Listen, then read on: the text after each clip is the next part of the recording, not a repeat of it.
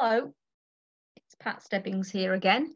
We're just about ready. We're just ready now for a presentation by Richard Mellor, who is a large pig farmer from he farms a large herd. He's not large.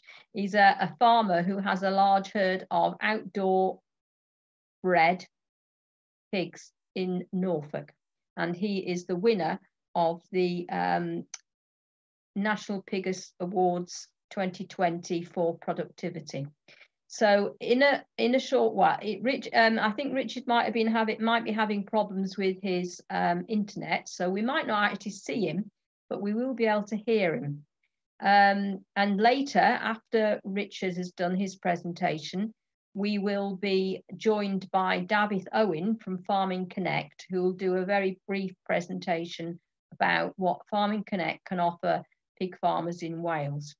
So you can ask, as before, you can ask questions using the question and answer and the chat at the bottom on the icons at the bottom of your screen, and you can ask your questions in English or Welsh, and they'll be replied to. I'll pick them up and I'll direct them to the speaker, but I'll only direct them in English because neither he nor I speak Welsh. So, but you can ask them in Welsh. So I will go ahead now and see if we can introduce Richard. Richard, are you there? He's got to unmute himself. Hello. Hello, Richard. Can I introduce you to your audience? How is your internet? Are you going to be able to put your picture on or not? We don't know.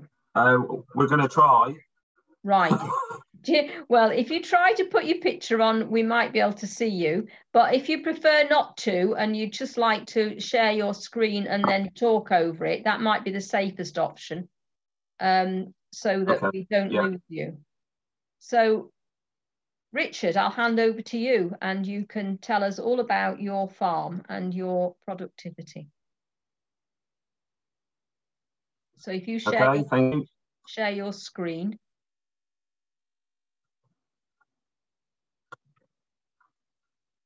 There we go.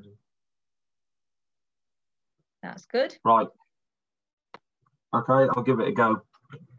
I'd like to say thank you for the opportunity to talk to you about our unit. Apologies if it's a bit naff. I've never done anything like this before, so we'll give it a go. Yeah, we're arloesi Mellor Limited. We've got a 370-acre council farm, which we took the tenancy on in 2013. We actually started in business on our own in 2008. Prior to that, I'd been managing a unit for BQP, which is British Quality Pigs, since 2004. But we started on our own in 2008. We rented 100 acres of land off a big arable farmer for the pigs. But like I say, in 2013, we had the opportunity to apply for the tenancy for the council farm, which we got, and it was only about 5 miles away from where the pigs currently were, so it wasn't too far to move.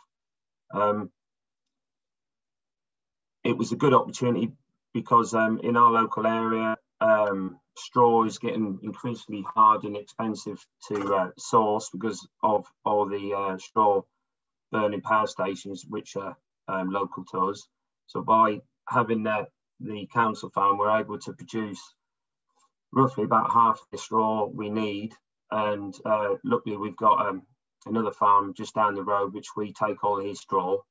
So between the two of us, we have enough straw for the full year. So the pigs are roughly on 100 acres. We arable about 220 acres. Then we've got permanent pasture of about 25-30 acres, and some woodland which we rent out for a shoot. we're sort of between 920 and 950 sows, all outdoors. All the gilts that come in are all born outdoors. we currently run on a week batch system. So we farrow 1 week, then wean, then the next week we serve. But we are currently sort of in the way of changing from a 3-week system to a 2-week batch system. So currently we wean our piglets at 4 weeks old, but by converting on to the 2-week system, we're going to be weaning at 5 weeks old. The main reasons for this is the company we do the pigs for, BQP, all the farms that are producing piglets for them, over the last 6, 7, 8 years, we've really started to ramp up the number of piglets we're producing. So there's a lot more pigs to finish, and in turn there's a lot more smaller pigs, which they do struggle with in the finishing houses. So this is one way of to get a bigger, stronger pig. And also with one eye on the zinc coming out of the diet in 2022. So obviously that could have issues for a smaller pig at weaning.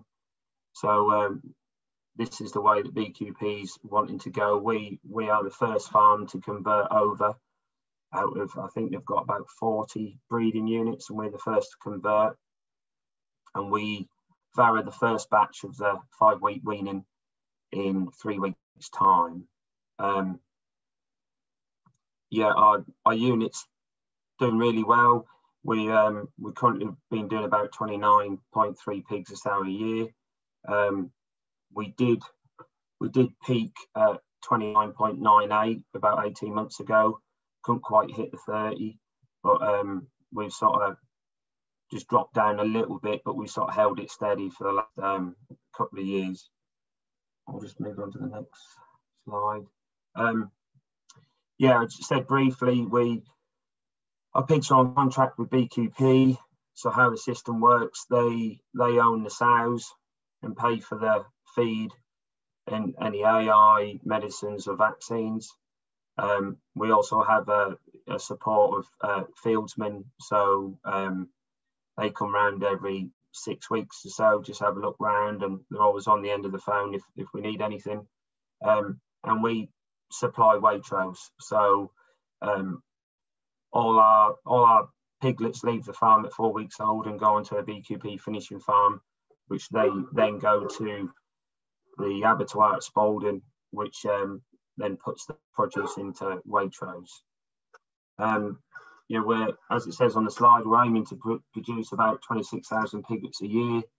On the current 3-week system, we're hopefully looking to wean sort of between 1,500 and 1,550 piglets every 3 weeks.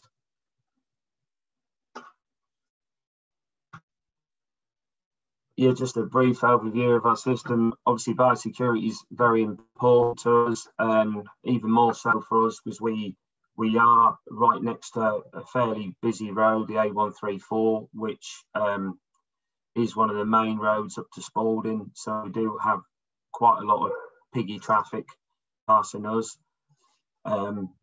Unfortunately, all the light land on the farm is on either side of this main road. So to try and sort of help biosecurity, all the fields that the pigs go into is drilled with grass anyway, and that's a mixture of grass, clover, bird's foot trefoil, and some wildflowers. But what we do on the outside is we leave big margins, one for to stop any runoff when it's wet like it currently has been, and also just as a big biosecurity buffer between us and the road. And so we make sure we've got at least 50 metres from the edge of the road to the edge of the pig fences. So that should stop anybody trying to chuck a corner of a sandwich or anything over the hedge. The fields are all got perimeter fence, was the pigs are kept in electric fencing, a 2-strand electric fence. But round the outside of all the pig fields, we invested in a proper stock fence. So it's got stock fencing with 2 strands of barbed wire on the top, and it's all got proper galvanised gates on each gateway, which are locked. So we're secure. So if anything gets out the electric fence, it can't get off the field onto the road. We obviously have foot dips at every gate into the field and also into the yard and to the layerage.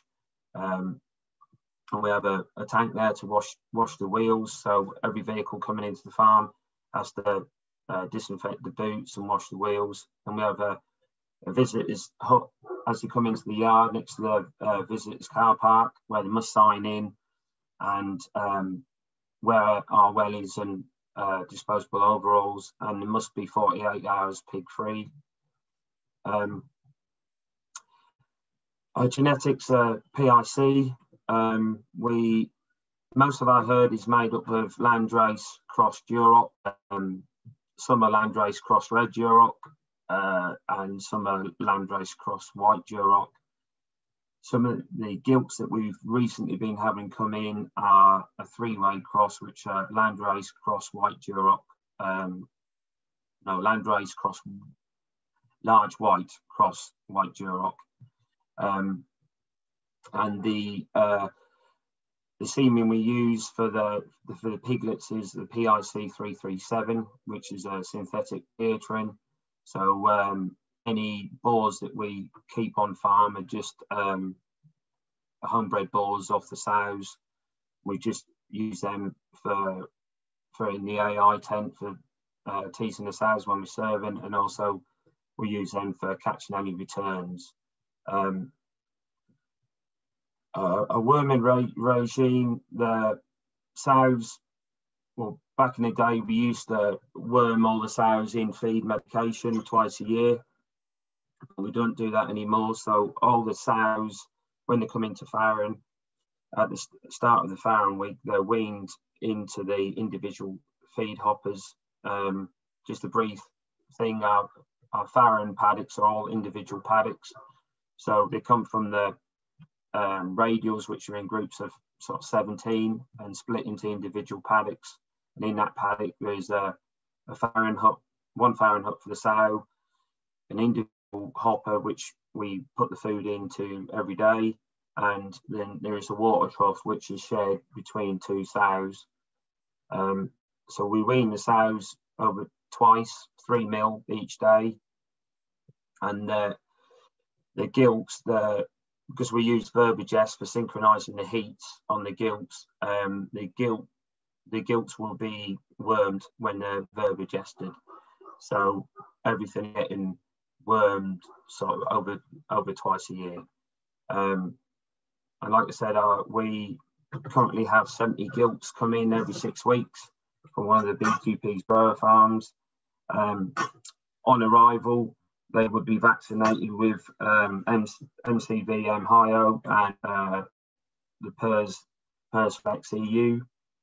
And on the PRRS vaccine, we do a whole herd vaccine 4 times a year. So be March, June, September and December. The whole herd will be vaccinated with PRRS EU. So that's, we don't have to do anything, the piglets, anything younger than 17 days. So we tend to do it weaning week. So we don't have to do the young piglets, and the older piglets are weaned, but everything else on farm gets the PRRS vaccine.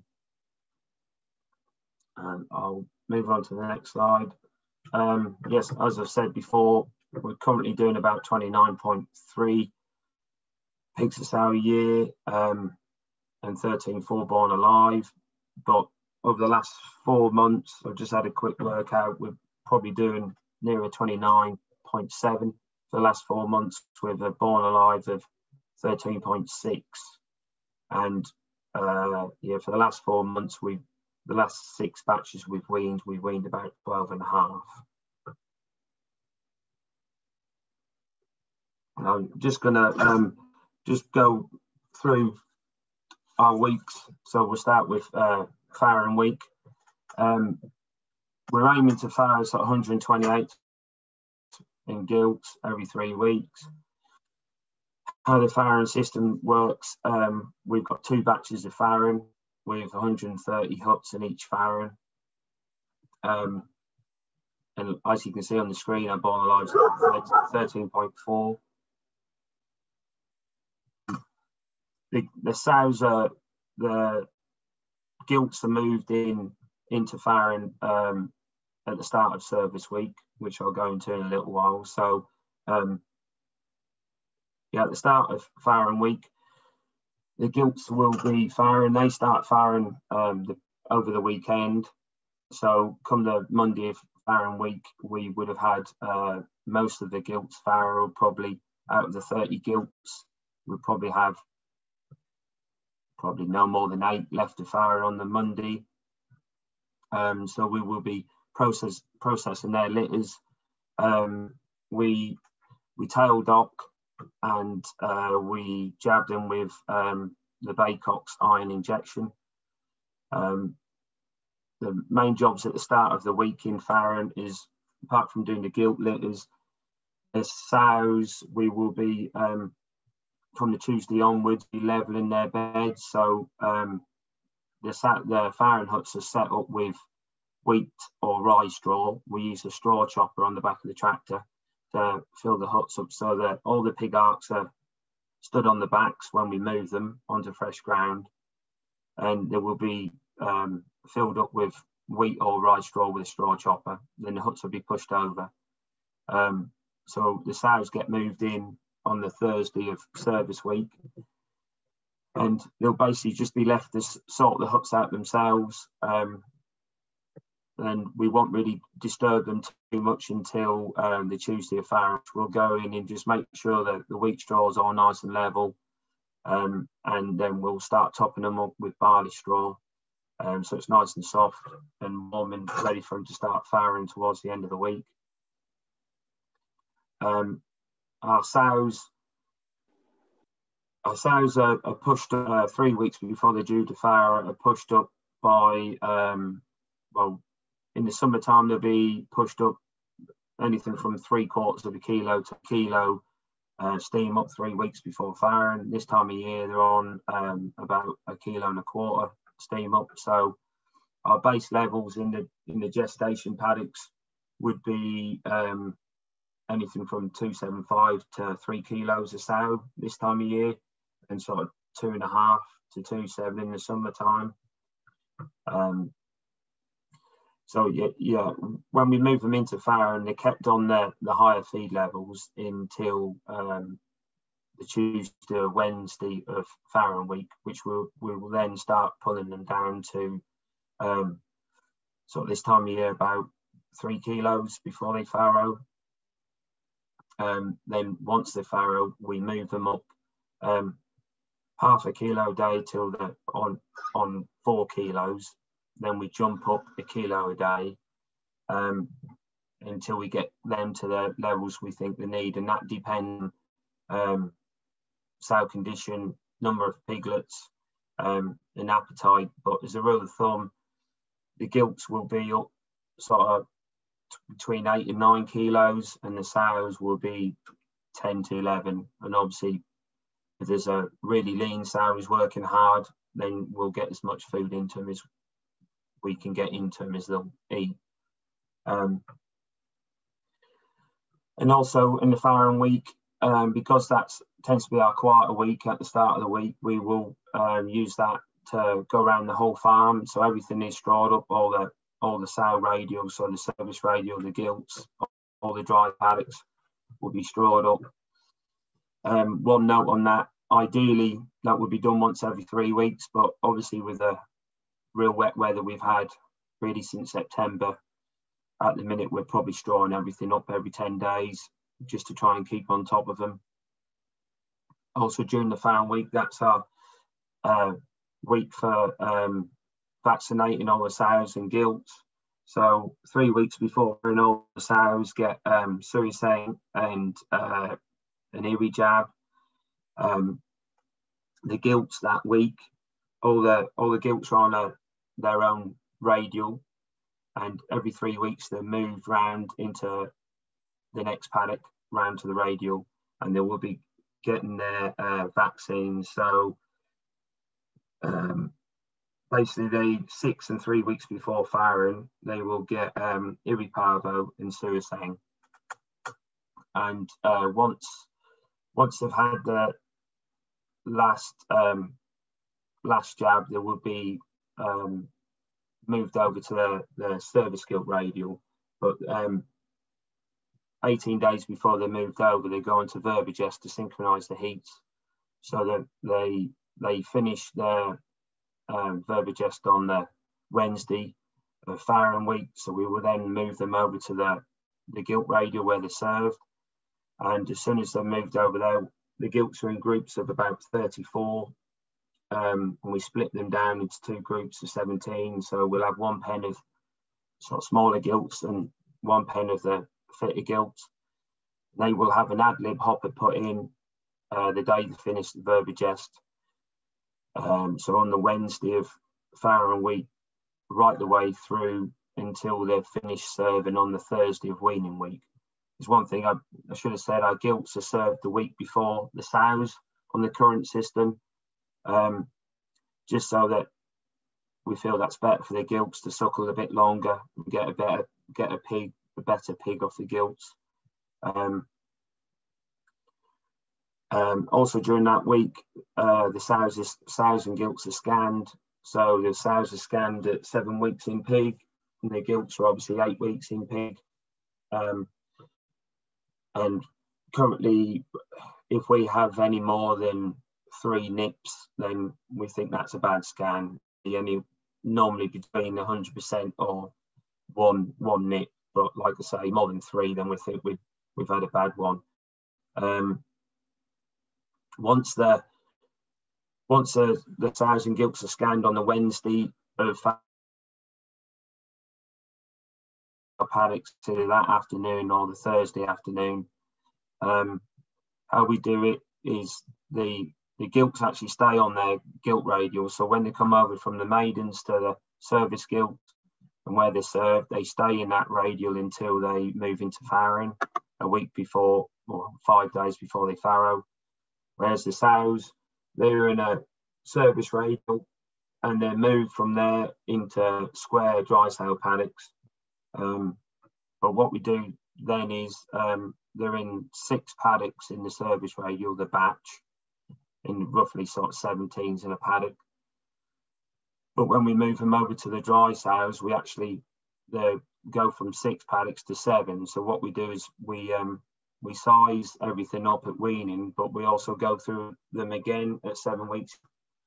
So we go through the paddocks, and then if anything's not quite put enough condition on, we're struggling, we'll pull them all out and stick them in a paddock together, and they can just be fed a bit more to get them up to the best condition ready for farrowing. So back to farrowing, we'll have 1 or 2 sows farrow sort of midweek. Like today we had 3 or 4 sows farrow, but most of the sows will start sort of Friday. So we might have 10 or a dozen on a Thursday, about 20 on a Friday. So most of our farrowings are Saturday, Sunday, where we'll have anything from 25 to 30 each day. Then the last few sort of farrow Monday, Tuesday of weaning week. We do quite a lot of fostering and sizing up as much as we can outdoors. It's not quite as easy as indoors, but because I did start on an indoor unit, I think I've sort of brought that mentality outside. So basically what we do is we try and not disturb the litters too much in the first 24 hours. The only thing we do, if we have high numbers like 17s, 18s, we will pull them down to about 14, but only take, really, if we can, taking the big strong pigs off. We'll try and leave the smaller ones with the mum for the first day, so we can get the colostrum. We'll then on day 2 and 3 do a bit more sizing up. So we'll actively pull smalls off and even the litters up and we'll use either gilts or good second litter sows to put the smalls on. So we feel that by sizing them up so they're all even, there's less competition for the milk, and they by doing that they do really well. You know, we try and give anything that's worth giving a chance, you know. So by sizing them up and moving the pigs about, that seems to work fairly well for us. Like I say, at the end of the week, most of the sows are farrowing. So we're going to the weaning week. Just a brief thing about the main jobs, and obviously weaning, but the coals in the farrowing are weaned on the Tuesday. So we'll be culling anything from 24 to 30 sows out of the farrowing every 3 weeks.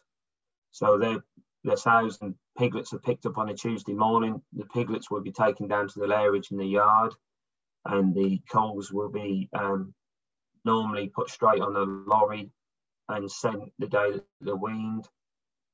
Then the Wednesday, the gilts and second litter sows are weaned, and Thursday all the other sows are weaned. Like I say, on a yearly basis, we're doing about 12.1, 12.2. For the last 4 months, we've sort of pushed back up to 12.5. Yeah, just running through the weaning week. So the start of the week, like I said before, we got the last of the sows farrowing and got quite a lot of litters to clip and baycocks. The gilts will be served at the start of this week. So we tend to have a few come on the Monday, but not too many. Anything from 8 to 12 on the Monday, whereas Tuesday we get more or less the rest of them. And so by the Thursday, most of the gilts are served. Once the gilts are served, they have a boar put in the paddocks, and they stay with them for 6 weeks to catch any returns. In terms of getting ready for weaning, the sows that are being weaned on the Wednesday, because the sows are in individual paddocks, we have 10 paddocks in a row, and splitting the paddocks is one single electric wire, and that's just on a plastic post. And what we do on a Monday is the post is just pulled out and walked across the middle wire, so that all the 10 sows in the row can run together. So on the Monday, they will be fed in their individuals. We will drop the feed rate down to about 3/4 of the feed. But on the Tuesday, because they've been running the Monday afternoon together, and they've sort of had a mess about and any fighting or disagreements done and dusted, what we do is drive down the feed track, and the sows, most of the sows will follow you to one end. So we'll feed the sows on the floor, and they'll get fed about 3 kilos each the day before we weaned. So that way they're used to running together. So on a Wednesday morning, when we pull in with a tractor and trailer to pick the sows up, hopefully most of the sows hear us and come out the huts, and we just pull in the paddock, open the doors, chuck some food in the trailer, and pick them up. Like you normally pick up 3 or 4 at a time, then you move a bit further down the row. On odd occasions, we have to back up to the hut and get them out of the hut because they don't want to come in. But most of the time, you get most of them just wander over and walk into the trailer. Whoever's picking this, there's normally 2 of us picking sows up with a tractor and trailer each. Once we pick the sows up, we will take the fenders off, which are stopping the piglets running about, and shut the doors. Every farrowing hut has a door on it, so then that helps keep the piglets in when we're weaned, and also it's safe for us when we're clipping the litters or doing any fostering. We can make sure we shut ourselves in, and they've got a safety pin on it which the sows can't get open. And once we've the 2 of us that are picking sows up will start about 45 minutes before the 2 young lads come in, and they come in to pick piglets up. with the teleporter, and we have had a box designed that goes on the front of the teleporter, which they can drive straight up to the front of the hut, and it's got an internal door on it, then like a passageway which you put up to the door. It's got some plastic slides which you can slide up to block any gaps, and one lad stays in the teleport, the other lad jumps in the hut with a little board and shoots the piglets out into the box, and we can get 8 or 9 litters on. We can't quite get a full row in because we're weaning good numbers and the pigs are quite a hefty size. We used to be able to get 10 litters on at one time, but we just can't quite get 10 litters. We normally settle for 8. The box is then took down to the end of the row, the tractor and trailer waiting, and the piglets ran to the trailer. Somebody then take them up to the yard, to the lairage, where we sort the piglets out. So we make a group of smalls. So all the small pigs are put together, a group of about 100 to 120. And all the other better pigs are put in the same sort of numbers, about 120, ready for the lorry to come and pick up either that day or the next day.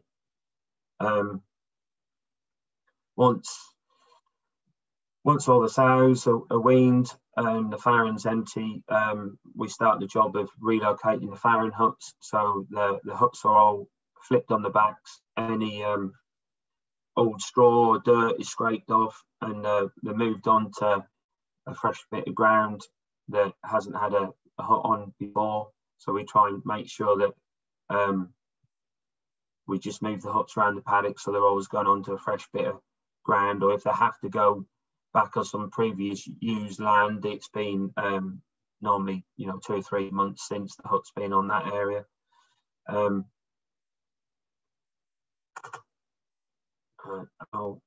We'll just go into week 3, the serving week. So well, I should have actually said about the weaning. So when the sows are picked up, we take them up to the service radial. And in the middle of the radial, we have 2 tents. So the sows are run into the tents. And like I said previous, we size the animals up. So the gilts are put into 2 paddocks. So you'll have a thin pen and a fitter pen. Then you'll have a thin pen of sows. You'll have a pen for the bigger, older parity sows. Then you'll have 2 pens of sort of nice size conditioned sows. So we try and size them up the best we can. That helps us for feeding after service. Try and get the condition right on the sows. When we wean, we put boars in with the sows. So the boars go in on the Wednesday and Thursday when we wean, and they stay in there till the Sunday. So after we've fed on the Sunday morning, we'll walk round, check the sows, see if anything's been served early by the boar. If they have, they get marked up and get the numbers taken. The boars get pulled out on a Sunday. Then the sows don't have any contact with the boar until Monday morning when they're served. Basically how it works, like I said, we have 2 tents. One is a holding tent. So the paddock of sows are ran into the holding tent.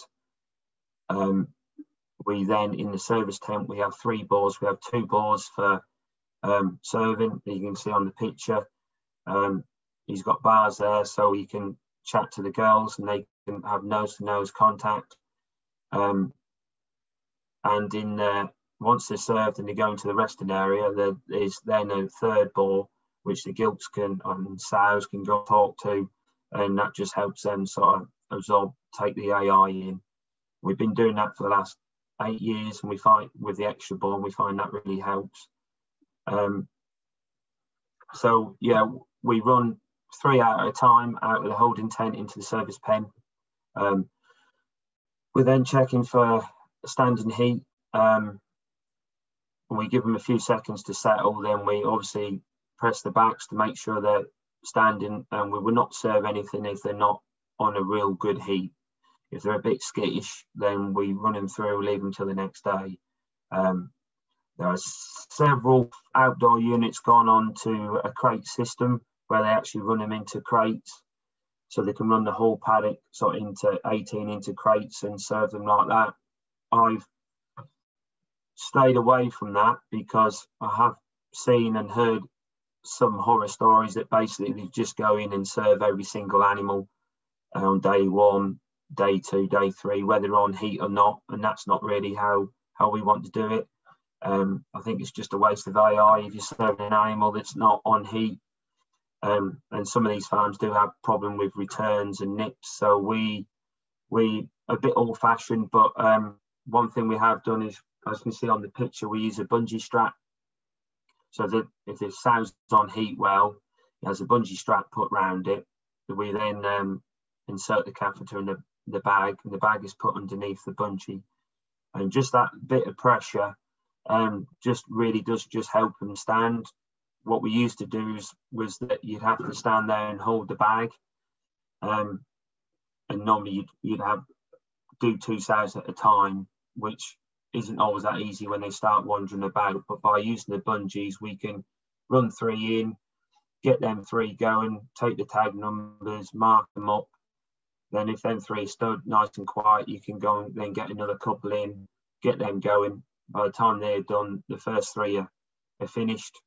They've under their own steam. You know, nobody stood there pushing the bags in, because obviously gilts take a bit more longer to serve, so they can be a bit frustrating, whereas the sows do take it fairly quick. So by doing this method, we just let them take them under their own steam. So once the first 3 is served, they're then ran into the resting area. We can then run another 2 or 3 in, and just repeat, just keep taking the numbers, serving them, just keep like that. So one person can go through a paddock of 17 animals in anything from sort of 15 to 20 minutes.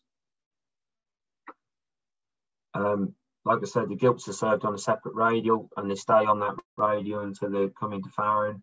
The gilt radial, that's only got 1 tent instead of 2, but it is a longer tent, so we have a holding area at the end, and the service pens are in the middle, so they can't have any ball contact until they go into the service pen.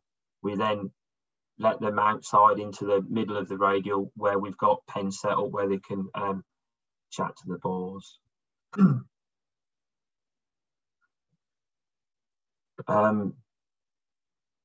So apart from serving, the other main jobs in the service week are continuing to relocate the farrowing huts. We would aim to have the sort of 3 or 4 rows of farrowing huts for the gilts done at the end of weaning week, so they're already strawed up and ready to have the gilts moved in on the Monday of service week. Because they farrow earlier than the sows, they will start farrowing sort of the Friday, Saturday of that week, so we like to get them in on Monday, so they're nice and settled and quiet, ready to start farrowing at the end of the week. Like I said before, they're set up with wheat or rye, then topped up with barley, and yeah, they will have 1 or 2 on the Thursday or Friday, but most of them will farrow on the Saturday and Sunday.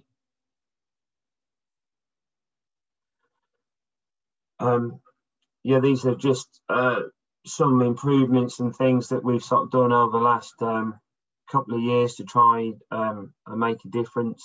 One of the main things that we're trialing some new types of farrowing huts, some plastic insulated huts, and we actually had 5 of 2 different types, the armadillo and the aardvark.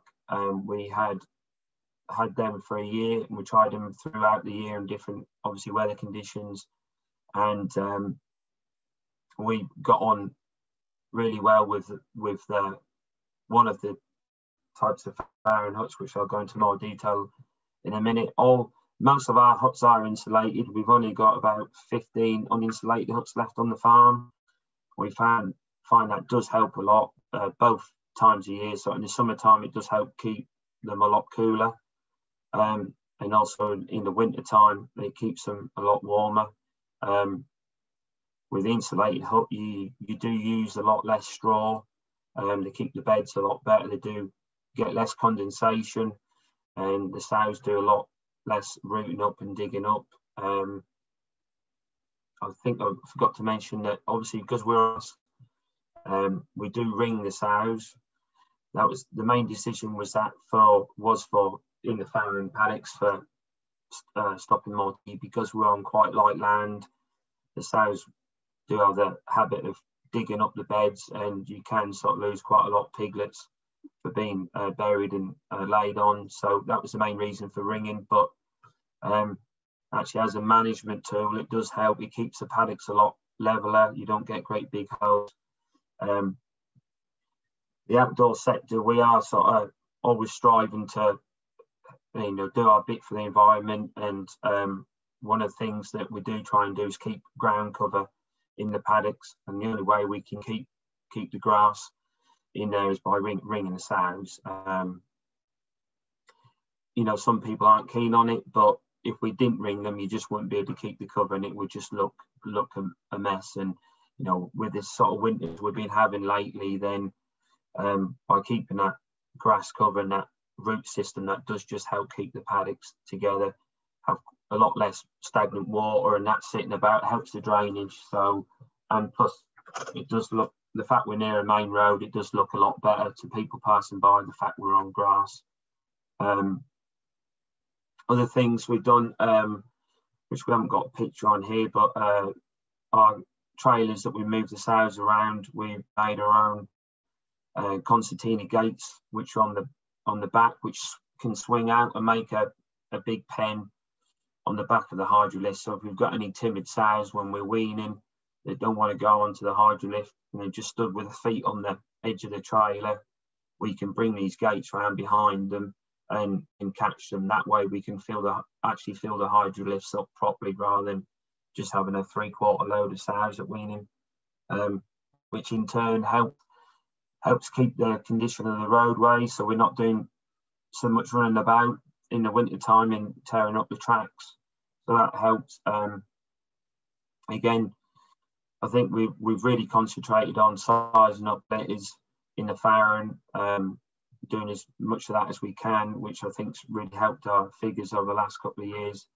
Like I said before, the grass has got mixture of clover and bird's foot trefoil in it, and it's quite a quick grow mix between get established quick. Then obviously the clover and the fescues and that coming in the bottom to make a decent cover.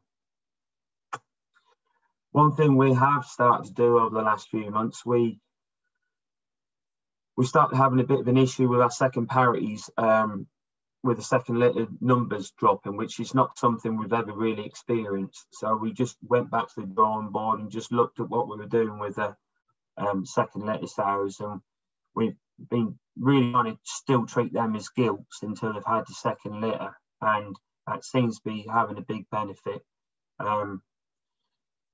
We're farrowing the second batch of the second parities that we've treated like this time, and I've actually had 4 or 5 of them farrow already, and I think one had 16 born alive and the other 4 had 17, which we had been experiencing. The first few that farrowed were lower numbers. So it's early days, but we're hoping that's made a difference. The gilt radial, where my daughter serves all the gilts, we just rejigged that a bit, so she'd got 2 service pens, so she can get 3 or 4 gilts started in one, and while they're sort of quietly taking the AI, she can get another 2 or 3 in the other pen, and that way that's just kept that's really helped on the gilts. I mean, she very rarely gets any returns.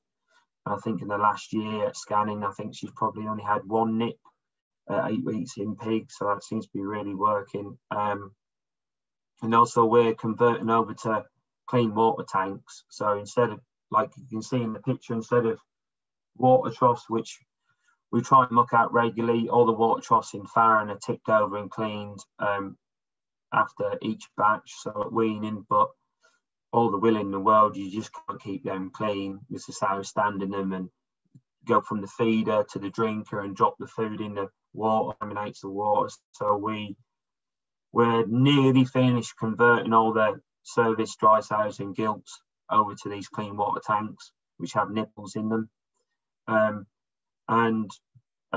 Probably from springtime, we'll start converting over the farron to do the same. So they will have you can see in the picture where the water trough is, that will be a plastic tank with a nipple on each side for the sows, and the feeders will be actually connected to the tank. So that will help us when we come to move every 2 years. So you only have to pick one thing up, and that will contain the tank and the 2 feeders, rather than picking 3 separate things up as we currently do.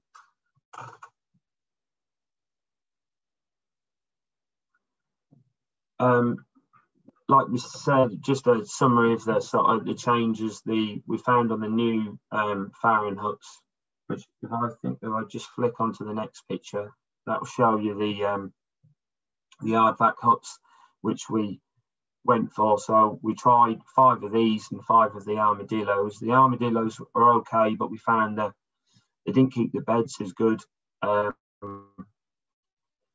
The atmosphere just wasn't as nice in the huts. The gilts didn't seem to do as well, didn't seem to settle, whereas these aardvark huts, or igloo huts as we call them, I think because of the shape, because obviously a pig or a nesting animal, they just seem to really settle in there. They don't seem to disturb the bed, drag it up too much. We've had good success with the gilts. Low mortality, only about sort of 2.5%. A lot less straw usage. The atmosphere is very, very good. The good thing about them is the vent of the flap at the back. It's very, very big. So you can, what we do when we're doing the lit is we shut the door on. I can just make it out on the top. There's a door that slides over, and we can get in and out the flap at the back with ease to do the litters. And the vents at the back are controlled on a wax rod, so they open and close according to the temperature.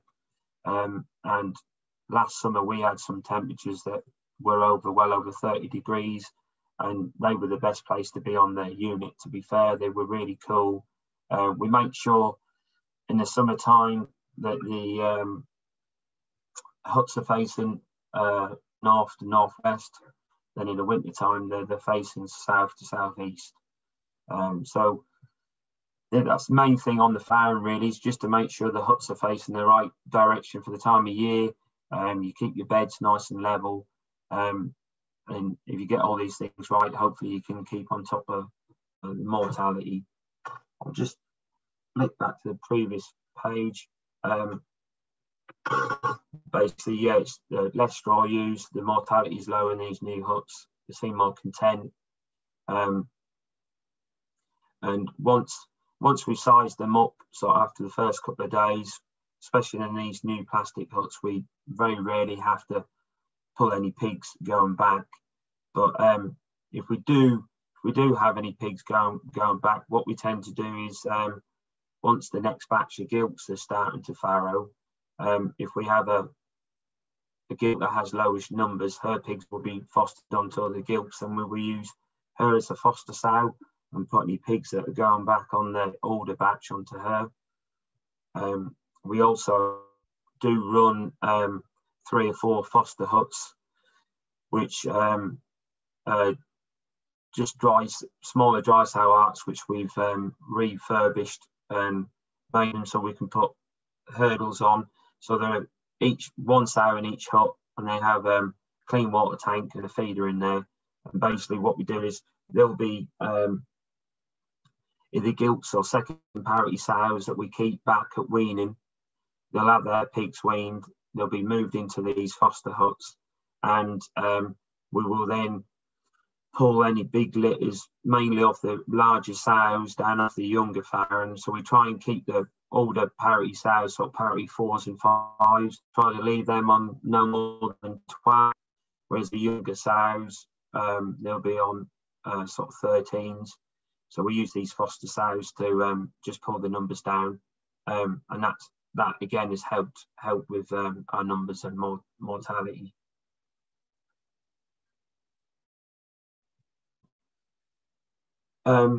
Yeah, like I say, overall we'd prefer the aardvark huts, so we've bought another 50 this September, and I think that's the way forward. They do currently do 2 sizes, so the ones we've got the size hut, which are ideal for a gilt, but really aren't big enough for a bigger sow.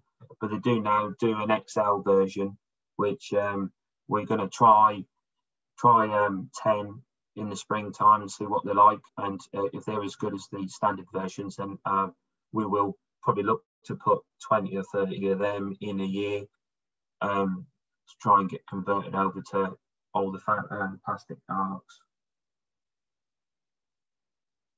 And I think that's about it, so we'll hand you over to ask for any questions. Well, that's an extensive and a very interesting presentation. Thank you very much. So if anyone wants to ask any extra questions, can you do it on the Q&A, which is in the bottom, an icon on the bottom of the screen? But I have got some questions here that have come in. When you were moving your arcs and you tip them up and you move the bed, do you ever disinfect the inside of the arcs? We don't do it every time. We used to years ago, but what we try and do is probably do it sort of once a quarter, especially more so on the older the plastic huts. There isn't really a lot to sort of stick to, but we probably do it once a quarter. Go around. We have an RTV with a spray and a sprayer on the back with a boom, so we can just drive around and pull up to each arc and disinfect. I see. Right, the questions are coming in thick and fast now. I've got another one here which says, do you use the drinkers and creep trough in the fenders, and if so, where from? Don't understand that quite. Can you resend that, or do you understand it? I think I got most of that question. Yeah, the plastic huts, they do have a bit. They use them. We have actually got some 15-litre cans with a nipple in that we've had for a few years now. So if any of the litters we feel are starting to scar, or we think they need a bit of water, we will put one of these drinkers in. We don't routinely creep our litters, but because we're doing this conversion over to 5-week weaning, we will be starting to creep the litters when we're doing that. So the plan is to creep the piglets for about the last 10 days before we wean them. Because we've spoken to our vet, and he's basically said that once you get to sort of the piglets get to 24 days old, there's sort of the mother's milk starting to plateau off. So we feel that would be a good time to just start adding creep in the last 10 days, because they'll be about 31 days old when we wean them. So that is the plan. We have done, actually, a couple of years ago, we did do some creep and water trials, whereas we tried we did 20 litres, five as normal with nothing, 5 litres with just creep, 5 litres with just water, and 5 litres with creep and water.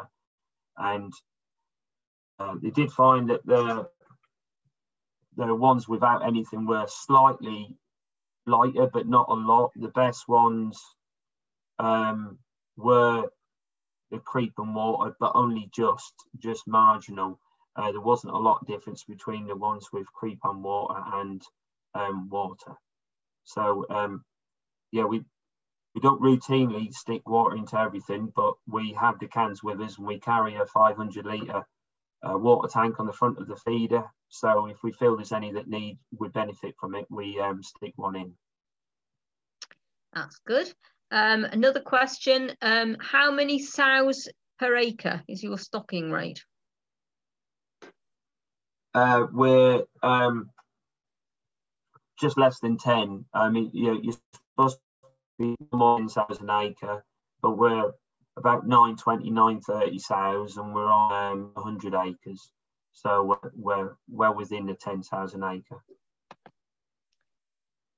Good. Well, it looks like we've come to an end of the questions. So if you unshare your screen, Richard, I'll be able to, please. I'll come back into the view. Yeah. Oh, that's good. Excellent. Well, thank you very much, Richard. That was really interesting. And I think that we'll be coming to visit you once we got the COVID out of the way. You're more than welcome. I'll push my way in there. And we'll be having a great long list of people wanting to come and see you now. Thank you very much. Your farm is a lot different from the one that we saw previously, and it's really interesting in the type of pig production we've got in Wales, so that we can see how large-scale production outdoors takes place. So thank you very much, and hopefully we'll be hearing from you again sometime. As just a quick note. If anybody wants any help with health or anything that Menter Moch Cymru can do, if you go to the website, you'll find out all that we've got to offer. So you can get in touch with us through the website. I'd like now to introduce David Owen, who's been sitting listening. David is Farming Connect, and David would briefly like to just tell you all about what Farming Connect can do for pig farmers in general in Wales. I'll hand you over to David. Okay, so thank you very much, Pat, and yeah, Menter Moch Cymru. So I'll just share my screen quickly now.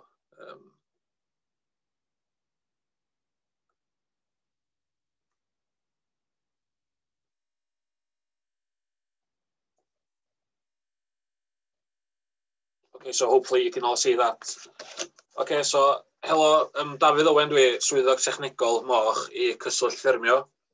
Hello, my name is David Owen and I'm Farming Connect's Pigs Technical Officer covering the whole of Wales. Thank you for the invitation to join tonight.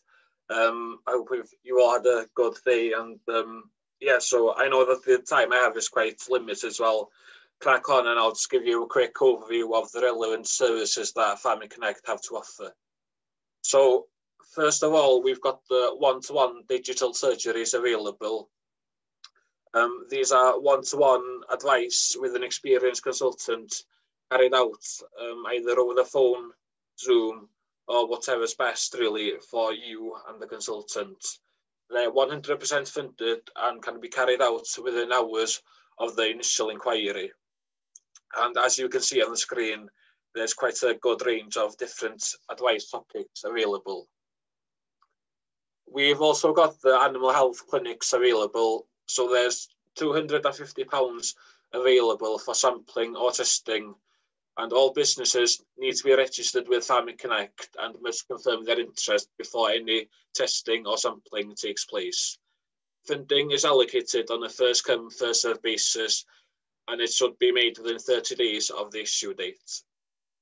It's the maximum of one clinic per registered business, and due to coronavirus restrictions, the vet should only do testing or sampling if he's already on the farm. The vet will not be allowed to visit a farm specifically to do any testing or sampling as part of a clinic.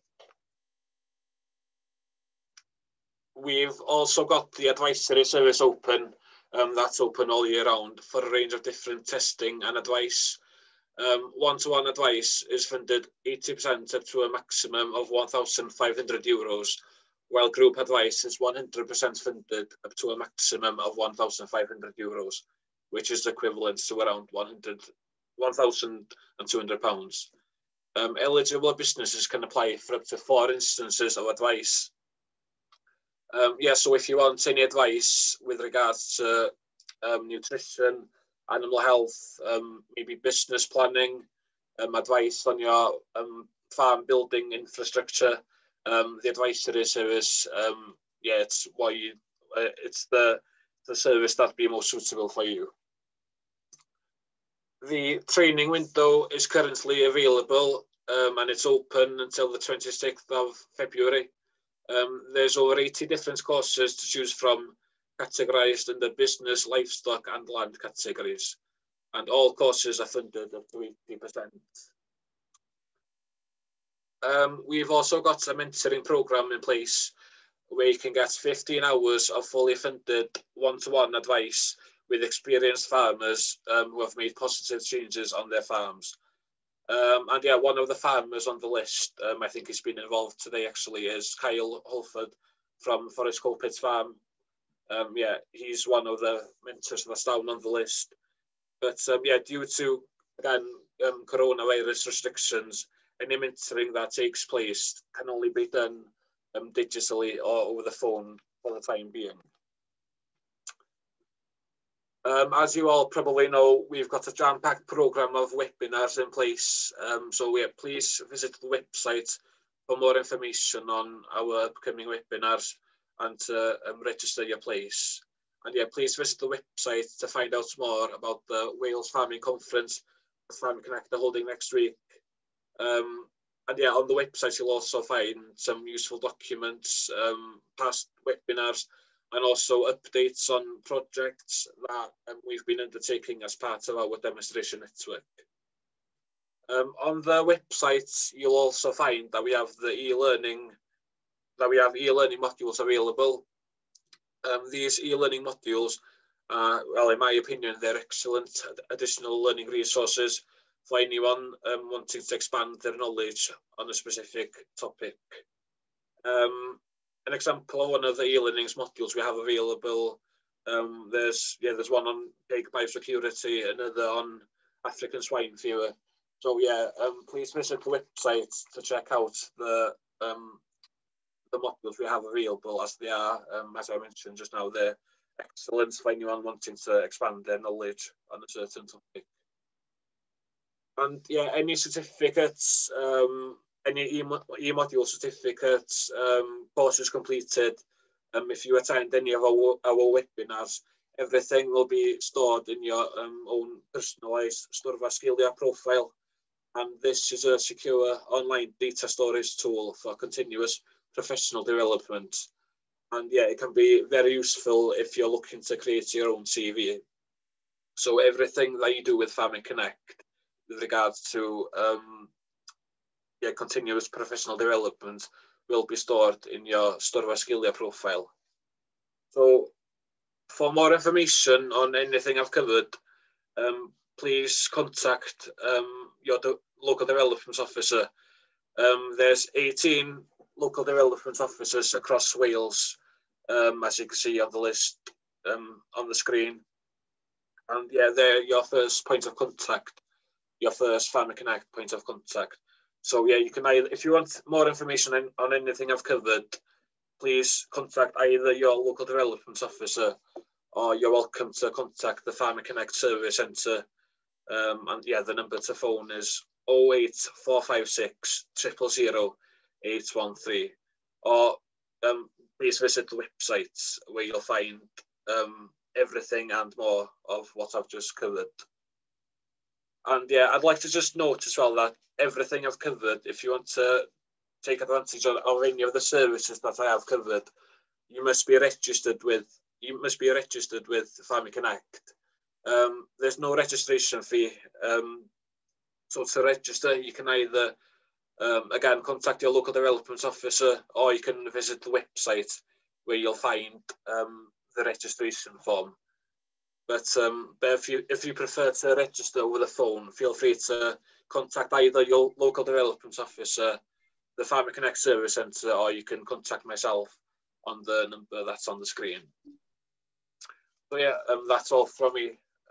Thank you very much, and I'm happy to answer any questions if someone has any questions, I'll be more than happy to answer them.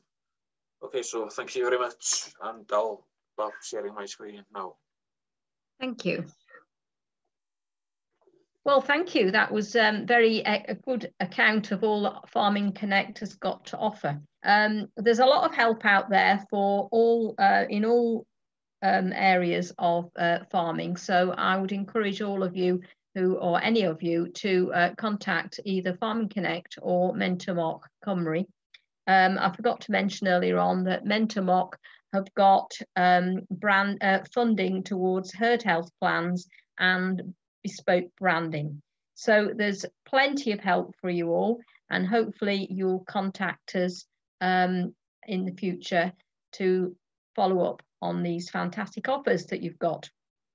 So thank you, David. That's I don't think we haven't had any questions in for you, unfortunately, but we all know where to find you, and thank you for filling us in on the services. And I think that we're at the stage now that we can draw our virtual conference to an end. It's been a long day, and it's been a very informative day. So hopefully we'll hear from you all again with what you'd like us to do next. So thank you very much for joining us, and good night. Okay, thank you. Cheers. Goodbye. Good night.